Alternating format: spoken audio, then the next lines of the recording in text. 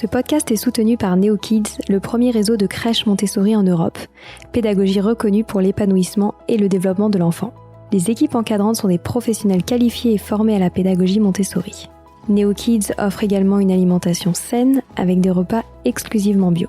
Les crèches NeoKids sont équipées avec du mobilier et du matériel pédagogique Montessori, permettant à l'enfant de développer sa concentration et son intelligence. Merci à notre partenaire officiel pour son engagement.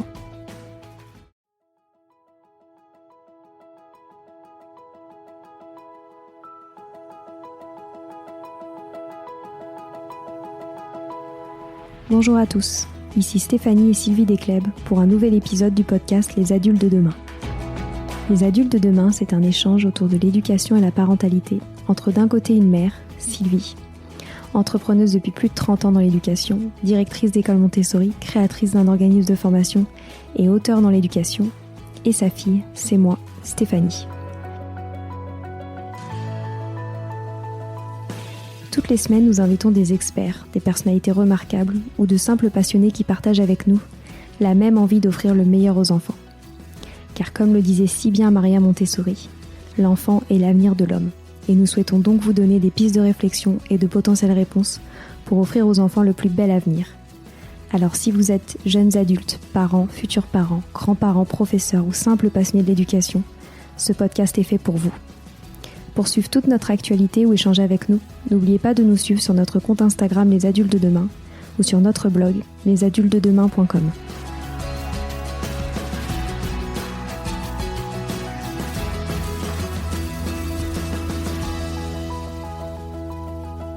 Nous sommes ravis de vous présenter ce nouvel épisode avec Marie, connue également sous le pseudonyme de Little Bun Bao sur les réseaux sociaux. Marie a démocratisé la langue des signes pour les bébés en s'inspirant de son métier, interprète en langue des signes française, LSF, et des premières expériences faites avec son premier bébé. Elle nous partage les bienfaits pour les bébés et pour les parents de signer, non seulement pour mieux comprendre les besoins, les émotions et les envies de ses enfants, mais surtout pour se connecter avec son enfant à travers ces moments d'échange privilégiés. Nous avons également évoqué la communauté des sourds en France, car signer avec son enfant permet de s'ouvrir à cette communauté. On ne vous en dit pas plus, on vous laisse découvrir la générosité, l'enthousiasme et la bienveillance qui rayonnent chez Marie.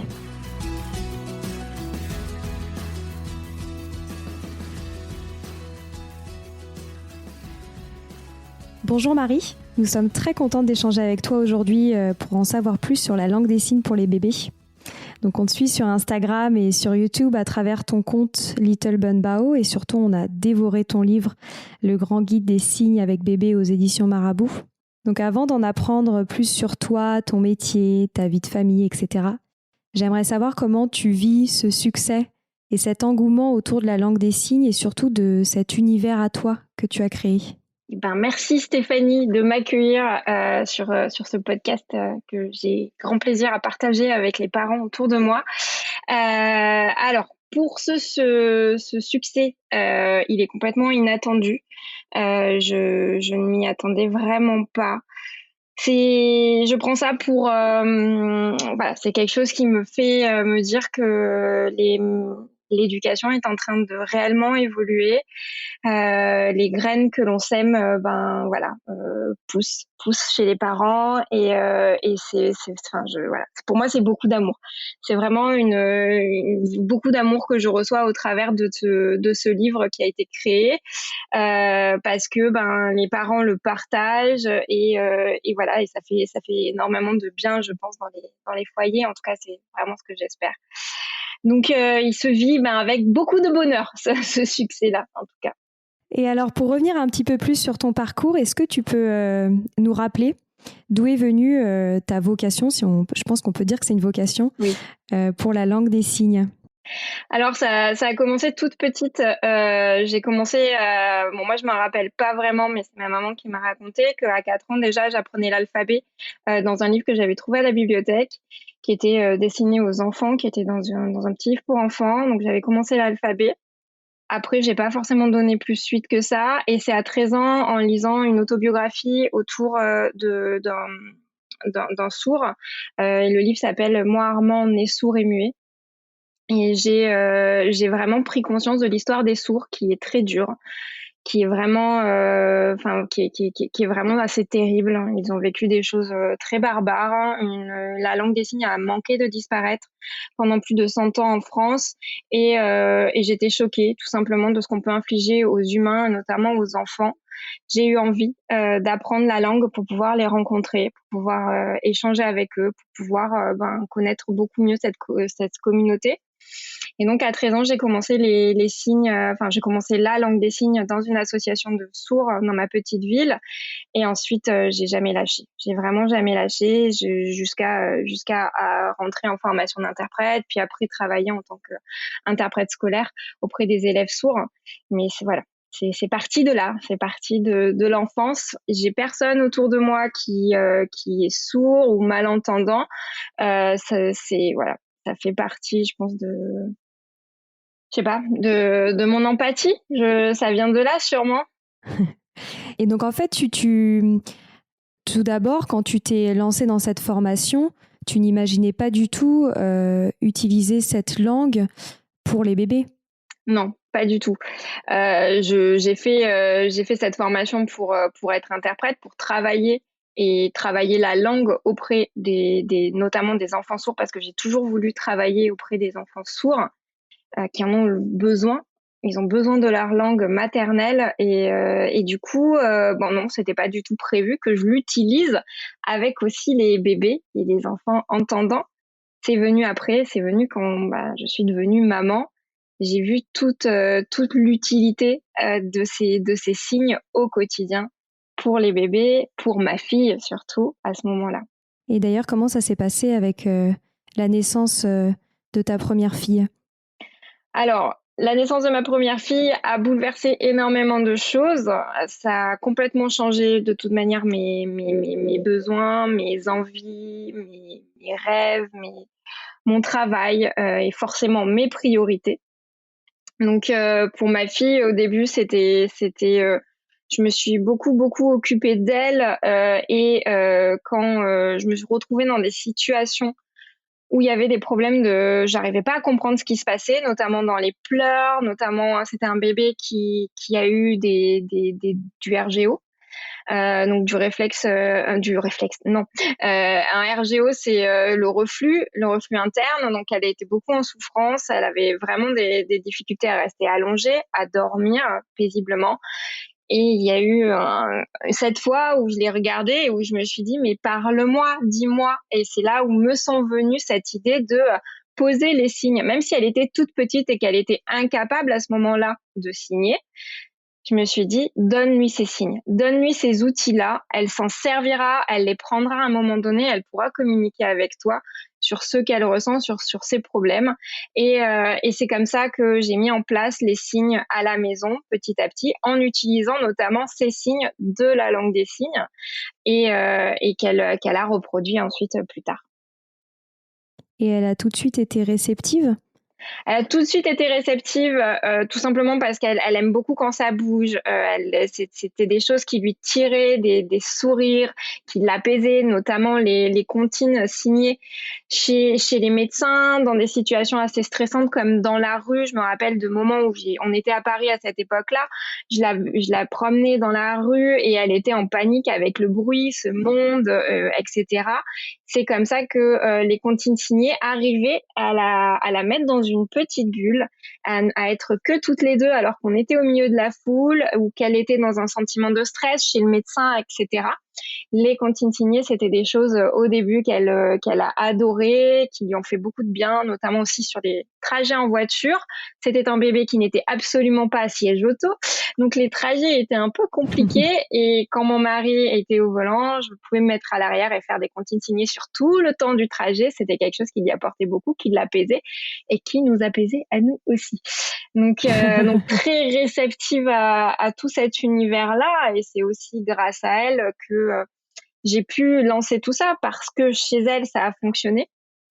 Ça nous a apporté beaucoup. J'ai eu envie aussi de le partager avec d'autres parents. Super. Et tu peux nous rappeler ce que c'est concrètement la comptine signée et si tu as des recommandations particulières à ce sujet? Alors, les comptines signées, c'est le fait d'associer les signes en même temps que l'on va chanter. Donc, c'est rythmé. Ça va permettre de rendre la comptine encore plus rythmée et rendre ça comme un spectacle visuel aussi pour l'enfant. Donc, c'est très utilisé notamment dans les crèches. C'est des activités qui plaisent beaucoup aux enfants dans les crèches, dans tout le milieu de la petite enfance. Et ça leur apporte vraiment, voilà, ça fait vraiment ce côté spectacle visuel pour eux au travers des signes, de la langue des signes. Et ce que moi j'aime beaucoup, c'est que ça ouvre aussi ces comptines signées là, ça les ouvre aussi à la compréhension des enfants sourds qui ont pour langue maternelle la langue des signes, la LSF. Donc C'est voilà, ça. cette chose-là de l'inclusion et de l'ouverture aux autres enfants, c'est quelque chose qui est vraiment, vraiment chouette. Mm. Et je pense que ça, c'est important de le rappeler. C'est ce que tu dis tout le temps, c'est qu'il est important d'utiliser les signes de la langue des signes française, la LSF. Exactement. Moi, c'est vraiment ma prise de position là-dessus, parce qu'il existe d'autres manières de communiquer avec les bébés. Il y a le baby signs qui vient des États-Unis, qui sont des signes qui sont des signes américains, qui sont utilisés en France avec les bébés. Mais c'est dommage parce que ces signes-là qui sont américains ne sont pas compris par les bébés sourds et les enfants sourds ou les adultes sourds également, parce qu'il y a des parents d'enfants entendants mais qui sont sourds. Donc c'est important pour moi d'utiliser et emprunter les mots de la langue des signes. Ça permet une certaine ouverture pour les enfants. Ils vont découvrir effectivement un outil qui est le fait de communiquer avec les mains, mais aussi un petit bout de la langue, un petit bout parce qu'on ne devient pas bilingue parce qu'on signe avec son bébé, mais on découvre l'utilité comment on peut communiquer avec ses mains. Et c'est une langue très visuelle, la langue des signes, elle est très très visuelle, elle est très logique, et du coup, ça fait découvrir tout simplement ça, et ça permet de s'ouvrir tout simplement aussi à l'autre, à l'enfant sourd que l'on va côtoyer à l'école, que l'on va côtoyer dans la vie, et je pense que ça c'est important, voilà. Donc de ne pas mélanger, de ne pas modifier les signes, d'utiliser vraiment ces signes qui sont empruntés de la langue des signes. Et d'ailleurs, tu aurais quelques chiffres à nous partager sur la communauté des sourds en France, ce que ça représente? Alors, il y a environ en France 300 000 personnes sourdes. Et dans ces 300 000 personnes sourdes, on estime qu'il y en a un tiers seulement qui va signer. Ah, en gros, seulement. voilà. On n'est pas du tout sur la langue des signes, la langue qui va être directement la langue maternelle de l'enfant sourd. C'est bien là le gros problème, c'est que c'est pas forcément proposé aux parents quand on découvre la surdité d'un enfant.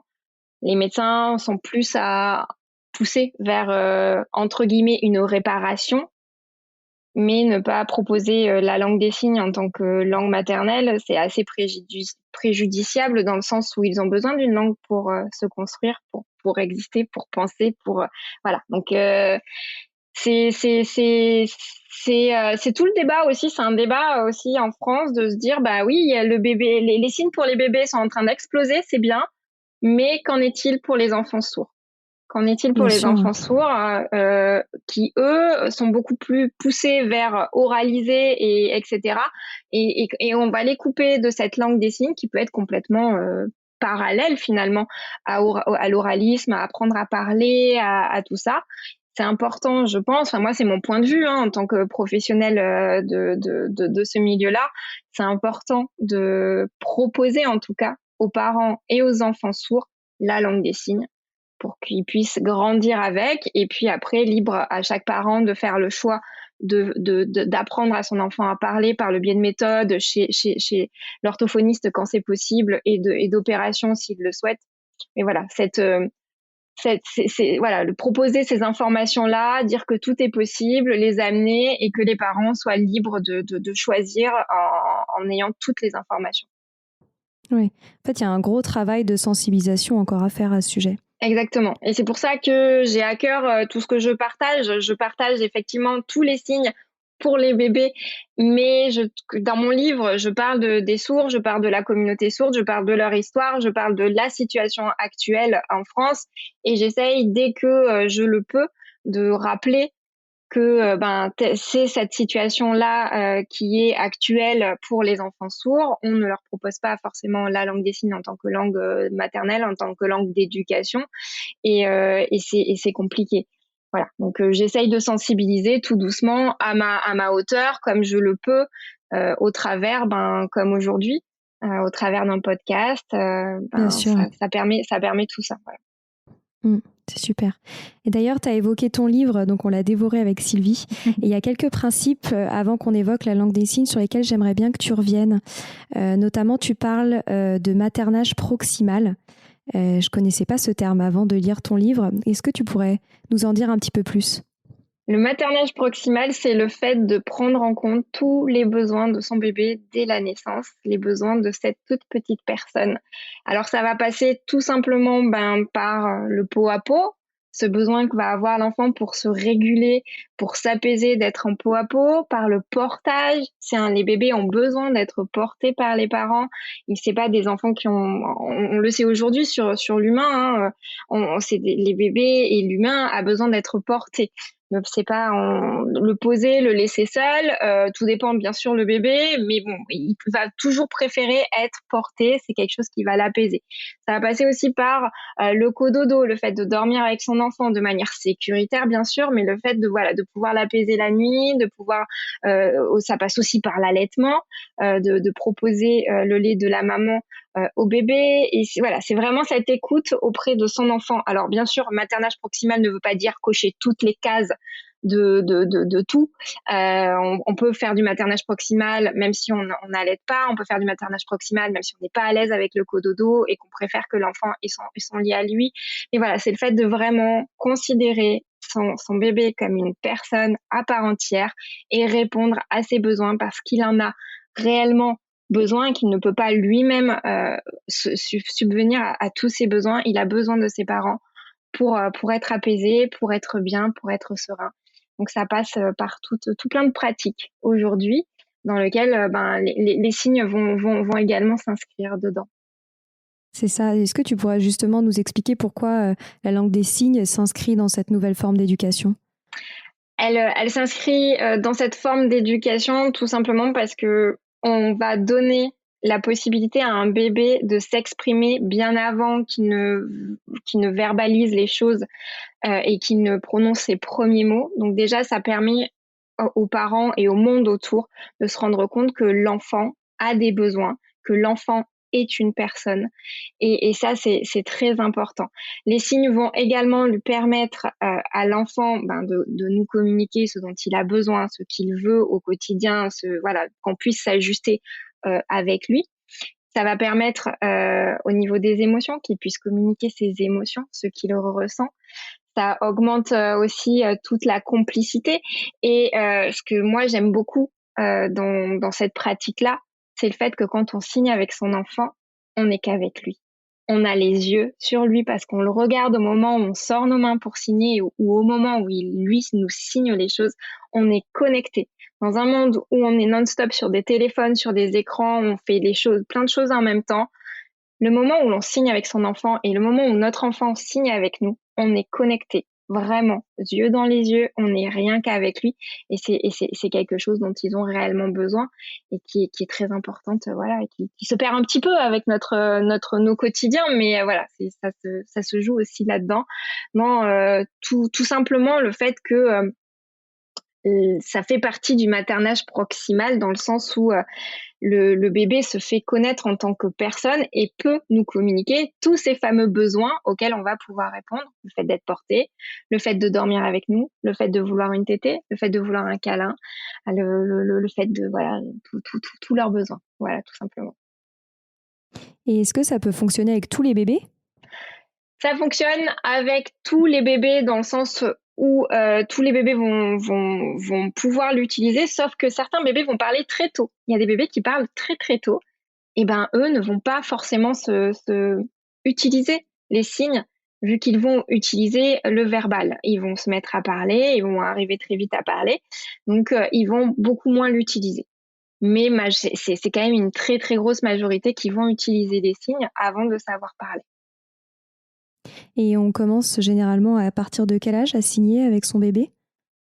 Je préconise de signer dès la naissance pour prendre l'habitude, parce que aussi ça amène à faire les petites comptines signées qui sont très bénéfiques au bébé et qui l'apaisent. Mais le moment où l'enfant, le cerveau de l'enfant commence à retenir les signes que l'on va lui présenter, c'est à partir de 6 mois. À partir de 6 mois, donc il enregistre les petits signes qu'il voit toute la journée, il les relie à leur signification. Il va, lui, par contre, commencer à les utiliser à partir de 9 et 10 mois. C'est à cet âge-là où on voit les premiers signes apparaître. Ça arrive plus tôt. Il y a des enfants qui sont plus précoces et qui vont signer plus tôt. Il y en a qui commencent à 6 mois. J'ai vu des enfants signer volontairement des mots à partir de 6 mois, mais c'est très rare. On est vraiment sur quelque chose de très rare. En moyenne, c'est autour de 9-10 mois. Et il y a des enfants chez qui ça sera beaucoup plus tard, notamment avec la marche, l'acquisition de la marche, tout ce que prend la marche dans leur petit cerveau, c'est quelque chose qui les capte, qui fait qu'ils sont vraiment concentrés sur apprendre à marcher. Donc souvent, je vois aussi les signes apparaître après l'acquisition de la marche. Donc voilà, c'est à peu près cette fourchette-là. Et on peut signer avec son enfant jusqu'à quel âge? Il n'y a pas d'âge limite au signe. C'est ça, oui, on peut continuer toute la vie en fait. Exactement, on peut continuer toute la vie. Déjà, autour des émotions. Autour des émotions, moi, j'en ai fait ma propre expérience, c'est que les émotions sont compliquées à verbaliser. Quand on est dans un état émotionnel qui est intense, les mots ne sortent pas forcément. Par contre, les signes sont beaucoup plus spontanés. Donc, chez les enfants, c'est un outil chez l'enfant entendant, c'est un chouette outil de pouvoir signer ses émotions, parce que les dire, les verbaliser, c'est beaucoup plus complexe, c'est beaucoup plus compliqué, notamment dans les tempêtes émotionnelles qu'on appelle les crises, le moment où l'enfant est dépassé par ses émotions et va se retrouver dans un état émotionnel très très très intense, des pleurs, des cris, etc. Il n'arrivera pas à verbaliser les choses. Par contre, les signes peuvent arriver à être plus faciles pour lui à ce moment-là. Donc à tout âge. Mais ça passe aussi par faire des activités autour des animaux quand on a des enfants qui ont aux alentours de 5-6 ans. Signer les animaux, prendre leur posture, leur gestuelle, leur mimique, faire bouger le corps, utiliser tout son corps, parce que quand on signe, on va utiliser tout son corps. C'est bénéfique en fait à tout âge, tout simplement. Et puis ça permet à tout âge de mettre un tout petit pied dans cette langue et d'apprendre la langue de la communauté des sourds. Oui, d'apprendre, c'est comme si on apprend une nouvelle langue, comme l'anglais, comme l'espagnol. Donc c'est hyper riche pour l'enfant. C'est riche pour l'enfant. Alors, pour le coup, nous, ce qu'on enseigne, c'est vraiment des signes qui vont être dits outils aux enfants entendants. Mais l'objectif, c'est aussi de leur faire découvrir en tant que langue et découvrir comment on peut l'utiliser au quotidien. Leur apprendre des petites phrases signées aussi. Et oui, c'est une ouverture sur véritablement une langue, parce que la langue des signes est une langue à part entière et qui mérite d'être connue tellement elle est riche, elle est belle, elle est visuelle. Enfin, voilà. Et tu aurais un exemple d'une émotion que tu as ressentie pour ta fille ou pour un autre enfant qui était plus facile à exprimer avec des signes qu'avec la langue verbale? La frustration. Alors la frustration, c'est un des signes que j'ai vu le plus être utilisé, mais par le bambin. Pour le coup, là, on est vraiment sur le bambin. Le bambin, la frustration, c'est compliqué déjà à dire frustration. Hein. Et le signe frustration qui se joue vraiment sur au niveau de la gorge, où on ravale et où ça vient se tasser dans le ventre, est beaucoup plus parlant pour lui que le mot frustration. Donc le mot frustration chez le bambin est très présent. Chez le bébé, c'est le signe de la peur. Le signe de la peur, c'est un des signes qu'on voit le plus tôt.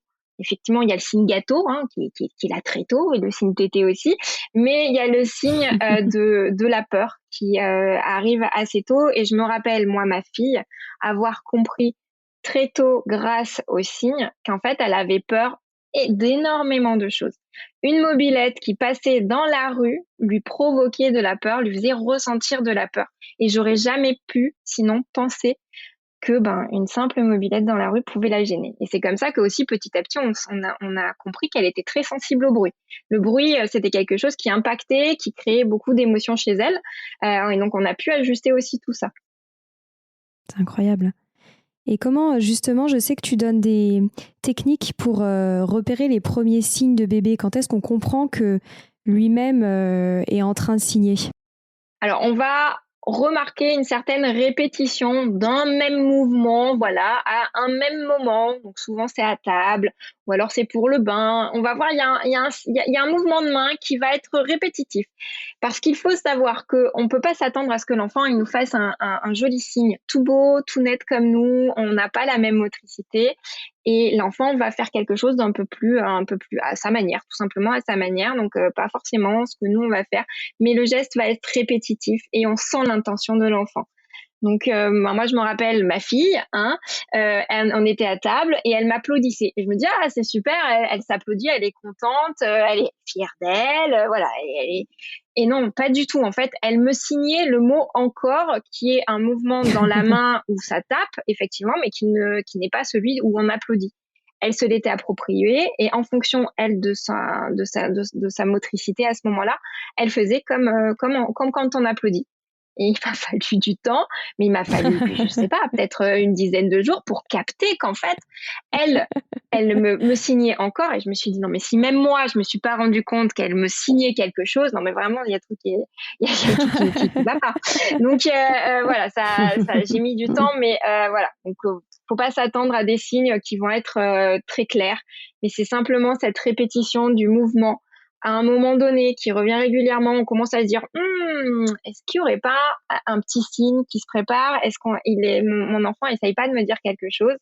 Et après, bon, on va tâtonner. Est-ce que c'est le encore? Est-ce que c'est le gâteau? Est-ce que c'est ci? Est-ce que c'est ça? Et puis on va trouver. Donc voilà. Et tu pourrais nous reparler un petit peu des bienfaits pour les bébés? Tu en as évoqué certains, mais je pense notamment à l'impact sur l'apprentissage du langage. En quoi c'est lié? Alors, dans le langage, c'est lié parce que ça vient tout simplement renforcer l'apprentissage des nouveaux mots.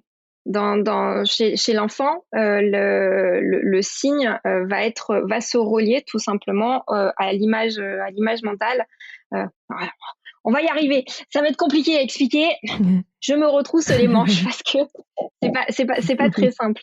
C'est pas très simple à expliquer de manière très claire avec mes mots, mais tout simplement quand on a le mot qui est dit à l'oral, donc par exemple le chat, on va dire le chat. Quand je dis chat à l'oral, j'ai ma petite image du chat dans ma tête, et quand on va signer le signe chat, ça va se connecter effectivement à mon image dans ma tête, mais ça va aussi se connecter, vu que je vais dire le mot aussi à l'oral, ça va se connecter à l'oral. Donc ça permet tout simplement de connecter beaucoup plus ces apprentissages-là et de renforcer le nom des choses tout simplement. Donc l'enfant, quand on va signer chat avec nos mains, on va le prononcer, donc ça fait double information finalement pour activer le chat que l'on a dans la tête en gros. Voilà. Donc ça aide beaucoup au niveau des apprentissages, que ça soit au niveau des émotions, dans les apprentissages chez le bambin, et en classe à peu près de maternelle, on peut utiliser donc les signes pour aider l'enfant à apprendre de nouvelles choses. Ça permet de renforcer tout simplement par le biais d'une autre langue, par ces signes qui sont sur un autre canal que sur l'oral. Donc on va utiliser nos mains pour ne serait-ce que pour apprendre les couleurs par exemple, parce que ça va être visuel, et il y a des enfants qui sont visuels, qui vont utiliser une mémoire beaucoup plus visuelle, il y a des enfants qui vont utiliser une mémoire beaucoup plus auditive, donc on propose un canal en plus qui va permettre à l'enfant d'avoir plus de moyens pour mieux retenir les choses, pour mieux les apprendre. Sylvie, je ne sais pas si tu veux réagir par rapport à ça, toi qui connais très bien l'apprentissage du langage pour les enfants, et notamment ce que tu utilises avec la pédagogie Montessori. Je ne sais pas quelle réaction ça crée en toi, tout ça.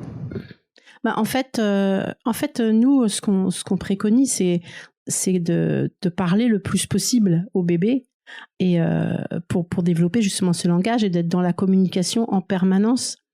Et c'est là que je trouve très bien ce système, parce que le parent ou l'adulte qui va signer, il se met déjà dans un état d'avoir envie de communiquer quelque chose avec l'enfant et d'avoir un échange. Donc pour moi, c'est vraiment très très bien. En plus, nous, on parle toujours d'être dans le concret. Donc c'est vrai que là, les gestes, c'est très très concret.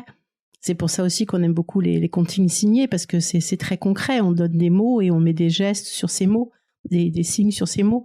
Et donc, pour moi, c'est vraiment très très très bien de faire tout ça pour développer le langage chez l'enfant et sa possibilité à communiquer avec nous, ses besoins, ses manques, ses émotions, parce qu'on dit toujours que la confiance en soi, elle passe par le développement de la communication. Un enfant qui peut dire ce qu'il ressent, ce dont il a envie, ce dont il n'a pas envie, etc.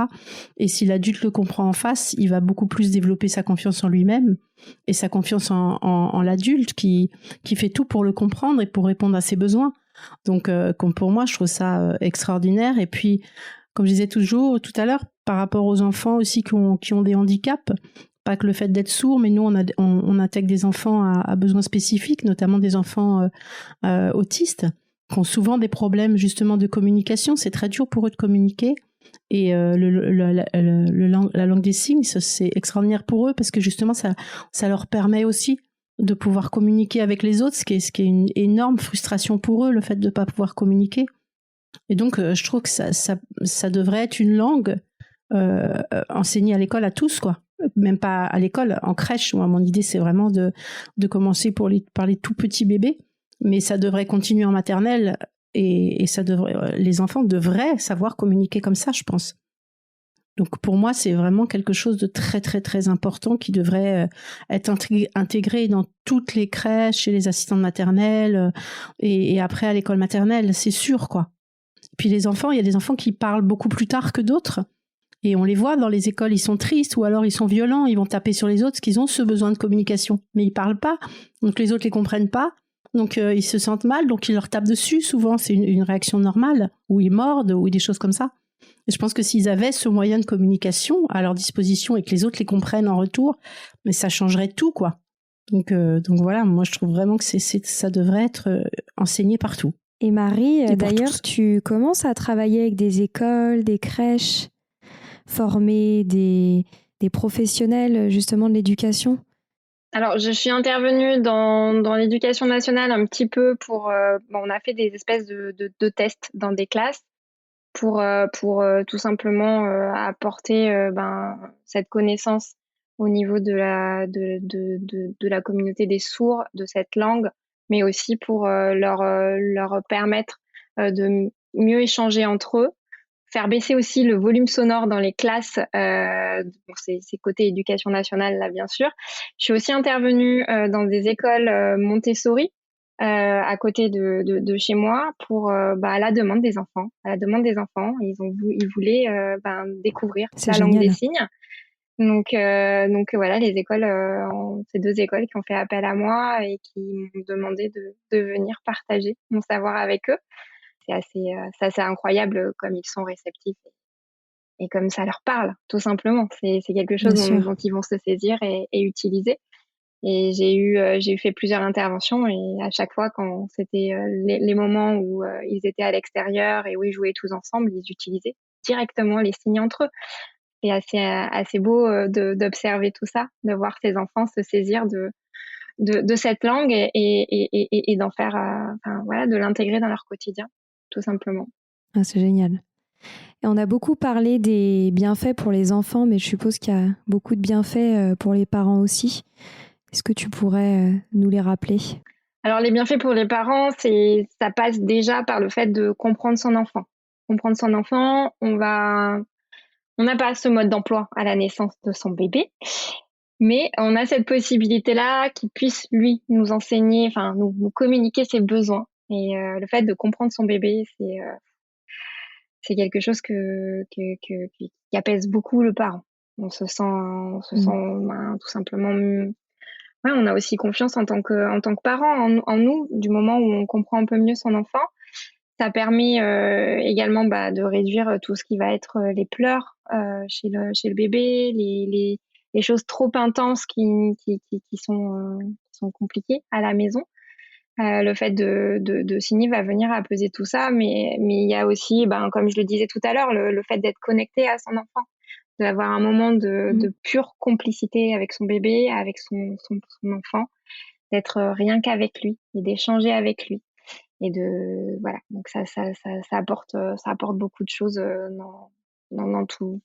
Ça va même apporter dans le couple, comme je le dis aussi, c'est des choses, enfin, tout ce qu'on va utiliser, on va finalement s'utiliser aussi des fois dans le couple. On va pouvoir signer qu'on veut ci, qu'on veut ça, sans faire le moindre bruit quand notre bébé dort. Ça crée réellement une complicité autour de toute la famille, donc, qui est assez palpable. Voilà, ça aide à tout ça. C'est génial. On arrive déjà à la fin de cette conversation. J'ai encore 2 petites questions à te poser. La première, c'est qu'est-ce que tu conseillerais à un parent qui souhaite se lancer dès maintenant dans la langue des signes ? Alors, tout simplement d'apprendre quelques signes et de se mettre face à son bébé et de signer. De prendre ce temps-là où on va être dans le moment, dans l'instant présent avec son enfant. On va lui pointer les choses et on va donner les signes. Et vraiment, savourer cette complicité-là. Il n'y a pas besoin de connaître plein de signes. Il y a juste besoin d'en connaître. Allez, moi, souvent, je dis, il y en a besoin que de 2 au tout début. Si vraiment on n'a pas envie de trop en apprendre, on peut simplement faire avec déjà deux signes, le encore et le fini. Le encore permet à l'enfant de demander à ce qu'une action continue, et le fini permet déjà à l'enfant de notifier son parent qu'il en a assez, que ça soit du bain, que ça soit du repas, que ça soit de chatouille, voilà. Donc ça permet déjà ça. Il n'y a pas besoin d'en apprendre énormément, mais le parent en général, quand on voit ce que ça crée en termes de complicité, de moments qualitatifs avec son enfant, va avoir envie d'en apprendre un peu plus. Mais voilà, il n'y a pas besoin d'en apprendre beaucoup. Il y a juste besoin de prendre le temps d'être auprès de son bébé et d'utiliser les signes avec son bébé, tout simplement. Super. Et ma dernière question, c'est j'aurais bien aimé savoir quels sont tes futurs projets. Tu fais beaucoup de choses, tu sors beaucoup de vidéos sur YouTube. Il y a ton livre qui est sorti, mais est-ce qu'il y a d'autres grands projets que tu as envie de mener sur les prochains mois, les prochaines années ? Mon plus grand projet, ça reste de semer cette manière de communiquer avec son bébé au plus grand nombre. Donc là, récemment, c'est passé par l'application. On a créé une application sur le téléphone portable et tablette pour pouvoir réviser, tout simplement, se remémorer les signes et pouvoir, au travers de quelque chose assez ludique pour le parent, de continuer à utiliser les signes et de pouvoir les travailler. Donc cette application-là est sortie. Peut-être un deuxième livre qui arriverait dans on sait pas trop, mais voilà, il y a un projet de second livre qui est en gestation. Et puis de partager avec les parents, de continuer à partager, c'est ce qui est pour moi le plus important, continuer à utiliser les réseaux sociaux, parce que c'est quelque chose qui fait que les parents sont réceptifs, les parents choisissent quand est-ce qu'ils viennent puiser ces informations là, et voilà, pour le moment on est sur ça, c'est déjà pas mal. Bah, c'est super, en tout cas on te souhaite une très belle réussite et bravo pour tout ce que tu fais, c'est hyper inspirant. Je pense qu'il y a beaucoup de parents qui se retrouveront dans tes propos et on a passé un super moment avec toi, merci beaucoup. Merci beaucoup. Merci beaucoup. Voilà, c'est fini pour aujourd'hui. On espère que cet épisode vous a plu. Avant de se quitter, on a quand même besoin de vous. Si après avoir écouté cet exposé, vous ressortez avec plein d'idées pour apporter le meilleur aux enfants, n'oubliez pas de nous laisser 5 étoiles et un petit commentaire sur Apple Podcasts, sur iTunes ou toute autre plateforme d'écoute de podcast. Cela nous aidera à mieux ressortir et surtout à nous motiver pour continuer cette aventure ensemble. Si vous avez des suggestions, des idées de thèmes, des questions à poser, n'hésitez pas à nous contacter sur les réseaux sociaux, Instagram ou LinkedIn, en tapant « Les adultes de demain ». Nous serions ravis d'échanger avec vous. Si vous souhaitez en savoir davantage sur Sylvie, je vous invite vraiment à aller voir son blog sylviedescleb.com ou à la suivre sur Instagram en allant sur son profil sylviedesc, DESC-Montessori. Enfin, si vous souhaitez en savoir plus sur le calendrier des prochaines formations Montessori, rendez-vous sur www.apprendre-montessori.fr. On a hâte de vous retrouver vite et à très bientôt sur Les Adultes de demain.